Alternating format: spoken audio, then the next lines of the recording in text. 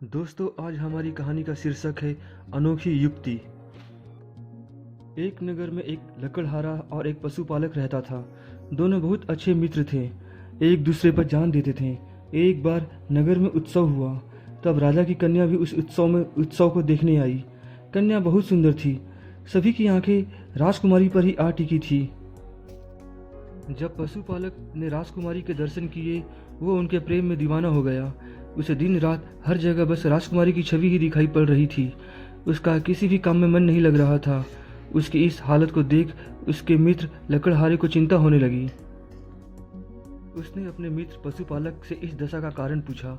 तब पशुपालक ने बताया कि उसे राजकुमारी से प्रेम हो गया और वो उनके बिना जीवित नहीं रह सकता। उसकी बात सुनकर लकड़हारा उसे एक सुझाव देता है। कहता है कि सुना है राजकुमारी शिव भक्त है, क्यों न तुम इस माह की शिवरात्रि पर राजकुमारी से शिव का रूप धर कर मिलने जाओ। यह सुझाव पशुपालक को पसंद आ जाता है। वो अपने पशुओं में से सबसे सुंदर नंदी का चुनाव करता है, उसका पूरा श्रृंगार करता है और स्वयं भी शिव की भांति रूप धरकर शिवरात्रि के मध्य रात्रि को राजकुमारी को संदेश भिजवाता है कि आज रात्रि में शिव भगवान उन्हें दर्शन देंगे, इसलिए अपने कक्ष की कुंडी खोलकर रखें। राजकुमारी यह बात मान लेती है और रात्रि में कक्ष की कुंडी खोलकर रखती है। मध्य रात्रि समय पशुपालक शिव का रूपधर राजकुमारी से मिलने आता है, जिसे देख राजकुमारी अचंभित रह जाती है और उनके चरणों में गिर जाती है। पशुपालक उसे कहता है कि तुम देवी का रूप हो, तुम्हारी भक्ति से प्रसन्न होकर मैं तुम्हारे समीप आया हूँ और तुमसे विवाह करना चाहता हूँ। राजकुमारी कहती है, प्रभु, इसके लिए आपको मेरे माता पिता से बात करनी होगी। इस पर पशुपालक कहता है, कन्या, तुम देवी का रूप हो, इसलिए मैं केवल तुमसे बात कर सकता हूँ। तुम्हारे माता पिता साधारण मनुष्य है, इसलिए हमें छिप कर ही विवाह करना होगा। राजकुमारी मान जाती है और शिव रूपी पशुपालक से विवाह कर लेती है। अब पशुपालक रोजाना अर्धरात्रि में राजकुमारी के पास शिव के रूप में आने लगता है। रोज कोई राजकुमारी के कक्ष में आता है, इसका दासियों को संदेह हो जाता है। दासियां यह बात महारानी को बताती है। महारानी महाराज से बात करती है। दोनों राजकुमारी के पास आते हैं और सच पूछते हैं। इस पर राजकुमारी पूरा सच अपने माता पिता को बताती है। माता पिता बहुत प्रसन्न होते हैं कि उनकी कन्या को स्वयं भगवान शिव ने पसंद किया। वो राजकुमारी से अपना जामाता से मिलवाने को कहते हैं। तब राजकुमारी कहती है कि वह साधारण मनुष्य से नहीं मिलते, आप चाहे तो रात्रि में छिपकर उनके दर्शन कर सकते हैं। माता पिता यही करते हैं। रात्रि में पशुपालक को शिव समझकर बहुत खुश होते हैं। इसी खुशी के कारण राजा अपने साम्राज्य को बढ़ाने के लिए आसपास के राज्यों में आक्रमण करने लगते हैं। उन्हें लगता है जिस राज्य का जमाता भगवान शिव है, वो राज्य कैसे परास्त हो सकता है।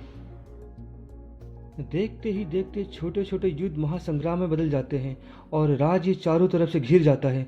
संकट के समय में महाराज अपनी पुत्री को कहते हैं कि वो भगवान शिव से कहे कि वो इस संकट से बाहर निकाले। राजकुमारी अपने पति से आग्रह करती है। अब पशुपालक चिंतित हो जाता है, न डर कर भाग सकता है और न अकेले युद्ध कर सकता है।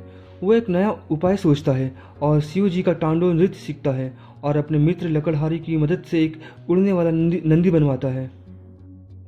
जैसे ही रात्रि का समय होता है, वो सीमा पर जाकर आकाश में नंदी पर बैठकर सबके सामने जाता है।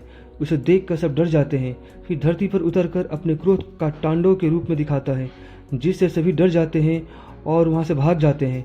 इस प्रकार पशुपालक अपने राज्य को संकट से बचाता है, लेकिन उसे अपनी भूल का एहसास होता है, इसलिए वह राज्यसभा में जाकर अपनी गलती स्वीकार करता है। सभी दरबारी भौचक्के से रह जाते हैं। राजा को क्रोध आता है, लेकिन वो पशुपालक के साहस से खुश भी हो जाते हैं, क्योंकि मामला खत्म हो चुका था। अगर पशुपालक चाहता तो अपना नाटक जारी रख सकता था, लेकिन उसे अपनी गलती का एहसास हुआ और उसने बिना परिणाम की सोचे सभी के सामने कबूल किया। राजा को भी अपनी गलती का एहसास होता है कि उसने बिना सोचे समझे राज्यों पर हमला कर दिया। अगर पशुपालक उपाय न करता तो अपना राज्य हार गया होता। सब कुछ सोचने के बाद राजा पशुपालक को क्षमा करते हैं और अपनी कन्या का विवाह कर उसे राज्य में सम्मानीय पद प्रदान करते हैं।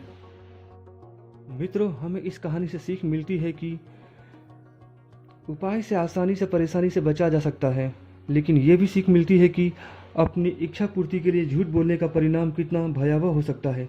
और दूसरा कि बिना वास्तविकता को पता किए निर्णय लेना जानलेवा भी हो सकता है। तो मित्रों, इस कहानी से हम अलविदा लेते हैं और मिलते हैं एक नई कहानी और एक नए जोश के साथ।